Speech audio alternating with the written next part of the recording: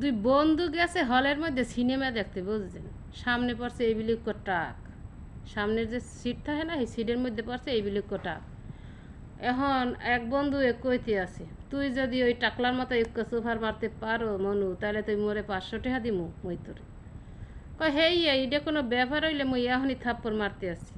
টাকলার মাথায় দপ্পস করে থাপ্পড় মার রে।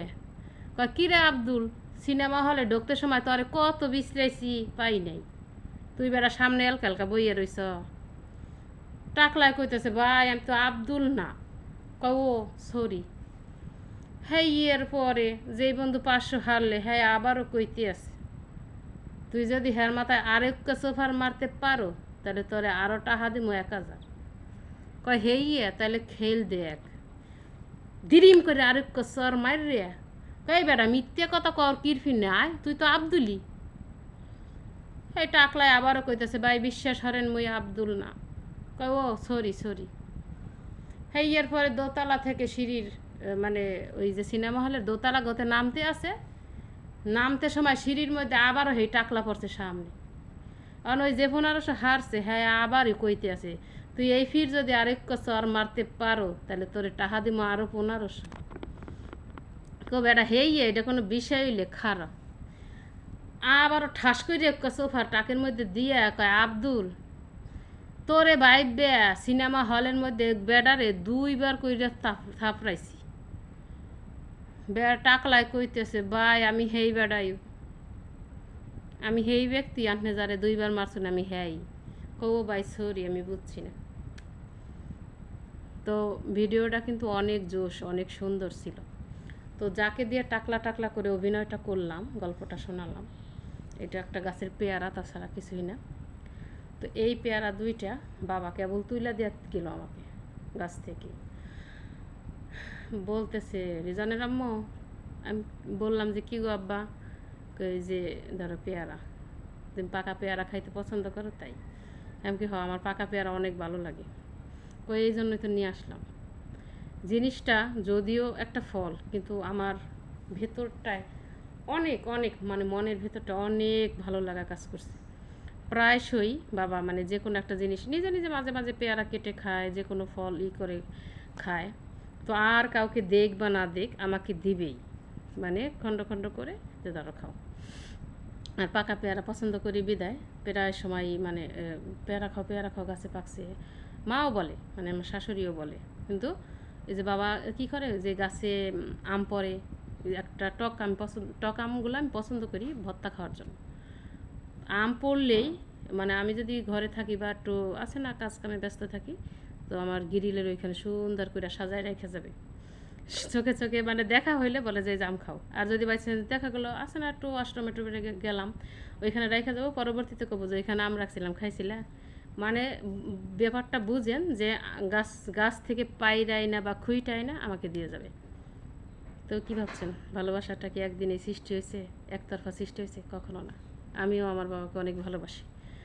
বাবা বলতে আমার শ্বশুর আব্বা, আমার নিজের বাবা মা কেউই নেই। আমিও যথেষ্ট ভালোবাসি। এক জিনিস তৈরি করলে আমি তাদের দিয়ে খাওয়ার চেষ্টা করি, সেটা মানে তারা তো বয়স হয়েছে যথেষ্ট, একটু খেয়াল রাখার চেষ্টা করি। যেহেতু এখন ওই রকম সামর্থ্য আছে বাবা মার, তারা ওইরকম নিজেরাই করে রান্না করে খেতে পারে।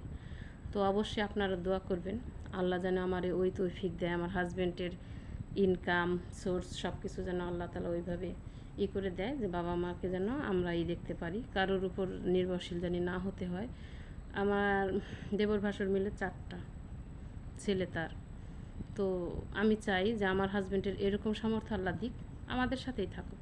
কে কী দিল ওইটা বিষয় না। যেমন আমার বোনের সংসারে তার শাশুড়ি আছে, তো আমার বোনের হাজব্যান্ড আর আমার বোনই তাকে সব ভরণ পোষণ করে, কে কী দিল দেখার বিষয় না, আমার বোনের সাথেই খায়। তো এই ধরনের এটা আমার মাঝেও কাজ করে যে অবশ্যই বাবা মা যখন রান্না করে খেতে পারবে না তখন আমার সাথেই রাখার চেষ্টা করব, এতটুকু ইচ্ছে আমার আছে, যা আল্লাহ তাআলা কতটুকু পূরণ করবে জানি না। শুধু পেয়ারা না, গাছে আমাদের বাড়িতে অনেক পদের ফল হয়, লিচু, পেয়ারা, আম, জাম, কাঁঠাল, কলা, তাল, ডোয়া, জাম্বুরা, অনেক পদের ফল হয়। তো প্রত্যেকটা ফল মানে একটা বেল পড়লো, ফাটায়া বাবা অর্ধেক খাওয়া শুরু করলো, অর্ধেক আমার জন্য নিয়ে এসে পড়ছে। বলেন এতটুকু কত ভালো লাগে যে অর্ধেক খাচ্ছে আর অর্ধেক আমার জন্য নিয়েছে, ধরো খাও। সবাই কারোর কারোর মানে নাম বলবো না, কারোর কারোর হিংসাও লাগে যে অমুকের এত করে। আমিও ঠিক বাবাকে দেখেন, মানে বাবা মানে খাই আসলো, অথচ আমার রান্নাটা কেবল হচ্ছে, আমরা খাইতে বসবো, জোর করে হইলেও আমি বাবারে খাওয়ানোর চেষ্টা করি যে খান। কারণ বুড়া মানে এখন একটু বয়স হয়েছে, একটু খাইলেই তার পেট ভরে যায়। তো একটু খাইছে, আর একটু খাইলেও বারবার খাবারটা খাইলেও সমস্যা কী, আমি এটা চেষ্টা করি। ইভেন আমি ভালো কিছু তৈরি করলেও তাদের অবশ্যই দেওয়ার চেষ্টা করি। তো প্রপারলি আল্লাহ যেন তাদের পাশে সবসময় ভালোভাবে মানে পুরাপুরিভাবে দাঁড়াইতে পারি, এতটুকু শক্তি, এতটুকু ক্ষমতা, এতটুকু অ্যাবিলিটি জানি আল্লাহ অবশ্যই আমাদের দেয়। একটা জিনিস কি জানেন, হয়তো কথা একটু বেশি বলে ফেলতেছি, কেউ কিছু মনে করবেন না। বলবেন যে আপনার সাথে এতই সবাই মানে সবার সাথে ভালো ব্যবহার করার চেষ্টা করবেন, বিশেষ করে নিজের পরিবারের লোকজনের সাথে। তারপরে বলবেন আপনার সাথে কি কখনো তাদের মতের বিরোধ হয় না? হ্যাঁ, অবশ্যই হয়, মতের বিরোধ হয়, কথা কাটাকাটি হয়, কিন্তু তাই বলে সেটা আমি ধরে কখনো বসে থাকি না, বা তারাও ধরে বসে থাকে না। যখন যেটা হয়ে গেছে শেষ, একদিন বা 2 দিন শেষ, সেইটা ধরে তারাও বসে থাকে না, আমিও বসে থাকি না। পাশের মানুষ চাবে যে উস্কিয়ে দিতে, আপনার কাছেও ওই কথাটা শুনতে, তার কাছেও শুনতে, মানে উস্কানোমূলক কথা বলবে, কিন্তু দিন শেষে আপনি বিপদে পড়ে দেখেন তারা দেখতেও আসবে না, অসুস্থ হবেন দেখতে আসবে না, কিন্তু তা বাড়ির মানুষ বলবেই যে কী অবস্থা, কী খাইছো, কী রান্না করছো। যেমন জ্বর আইসা যদি আমি 2 দিন পরে থাকি, তারা রান্না করে না দেয়, কিন্তু জিজ্ঞেস করবে যে জ্বর ভালো হয়েছে, ওষুধ খাইছো, এতটুকু তো করবে, বলেন করবে না? কিন্তু বাইরের মানুষ কিন্তু এটা করবে না। অতএব নিজের পরিবারের লোকের সাথে ভালো সম্পর্ক রাখেন, সেটাই ভালো। দিন শেষে পরিবার ছাড়া কেউই পাশে থাকবে। ধন্যবাদ। ভালো লাগলে ভিডিওটি অবশ্যই লাইক দিবেন, কমেন্ট করবেন, পাশে থাকবেন। আসসালামু আলাইকুম।